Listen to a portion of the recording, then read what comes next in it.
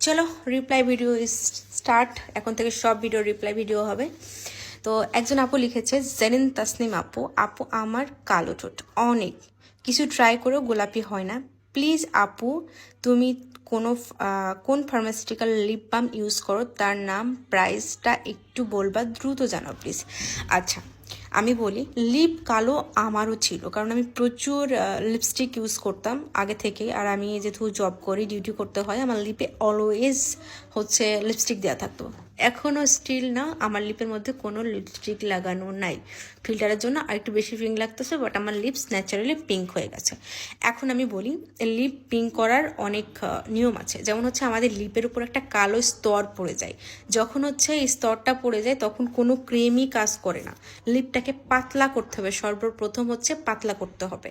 তো পাতলা করার নিয়ম হচ্ছে, আপনি লেবুর মধ্যে একটু চিনি ইউজ করে রোজ স্ক্রাব করবেন, কারণ যাদের বেশি কালো সেটা রোজ করতে হবে। রোজ হচ্ছে স্ক্রাব করবেন।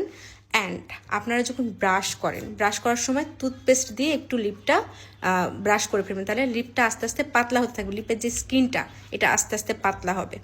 আর আমি ইউজ করি হচ্ছে ডার্মাসল হচ্ছে একটা অয়েনমেন্ট। এটা হচ্ছে আপনার ফার্মেসিতে গেলে ডার্মাসল বললে আপনি পাবেন। যে কোনো ফার্মাসিউটিক্যাল মানে অয়েনমেন্ট আপনারা লিপসে ইউজ করতে পারবেন। আর এটা হচ্ছে একটা যেহেতু ফার্মাসিউটিক্যাল প্রোডাক্ট, আপনি লিপটের উপর একদম মোটা আস্তর করে দিয়ে রাখবেন, কোনো মতো যেন না মুছে, এটা পুরো লিপটা একদম মোটা করে দিয়ে রাখবেন। অ্যান্ড এটা হচ্ছে যখন লিপসের মধ্যে সারা রাত থাকবে তখন লিপটা আপনার নরম হয়ে যাবে। তো তারপরে হচ্ছে সকালবেলা যখন মুছে ফেলবেন, দেখবেন হালকা একটু যে লিপের মধ্যে শুকনা লোমগুলো মানে শুকনা হচ্ছে চামড়াগুলো আছে, এগুলো উঠে যাচ্ছে। এরকম করে রেগুলার যদি আপনি স্ক্রাব করতে থাকেন লিপের মধ্যে, তাহলে দেখবেন এটা কমে যাচ্ছে।